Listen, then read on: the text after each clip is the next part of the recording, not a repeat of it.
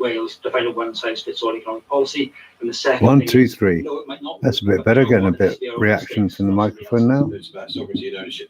Brilliant, Just man. before we go on to what we do about all this, I'm going to ask you all for solutions. You're going to have to think for your Rethink Supper. But for coastal Britain, Paul, areas of industrial decline often where there have been heavy reliance on single giant companies, or there were also often older populations who are more vulnerable to COVID.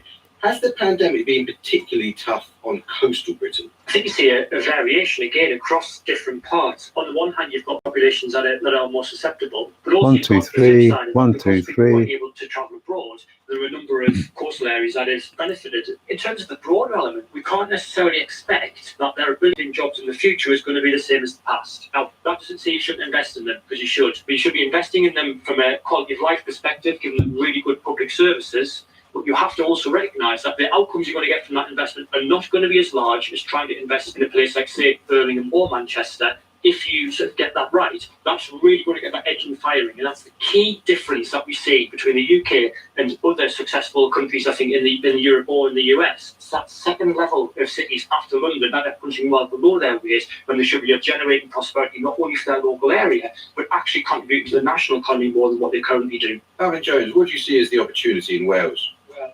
We need to think about right-sizing regional economies and city economies and town economies. And by right-sizing, I mean delivering well-being to people at the bottom end of the income scale as well as the top. Well, what would you say to those critics, Calvin, hearing this and saying that's not levelling up, that's levelling down? Absolutely, yes. You think levelling down is a good thing, do you? But in terms of our material footprint on the world, absolutely I do. In terms of our well-being, we do not have to level down our well-being just because we are having less staff delivered to our door. So level down well, but not well-being. Okay, Andy, I want to put to you those points. First of all, the partnerships aren't really working. And secondly, what we might need, given the amount of carbon in our skies, is levelling down, not levelling up. I'm completely with Calvin in thinking that the funding metrics like GDP that I spend much of my life thinking about and writing about have been fit for purpose for the last 250 years, but will plainly not be fit for purpose over the next 50. We need to look at a different set of success metrics, of which metrics around the environment, metrics around regional performance are absolutely crucial, and talk in terms of success in future being about promoting well-being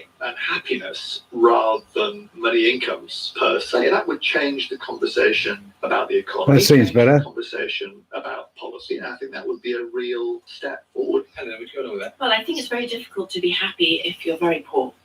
And just to recap Okay, what's already been done said, a I think bit. it's so important that actually we do have an opportunity, and I hate the expression build back better because it's got kind of cliches and everyone can just say it and not mean it. But actually, companies should be putting out all their jobs that can be done remotely on social media, looking to attract different people who might never have thought of applying. And what I see today in my older children who are at that stage is a lot more entrepreneurship.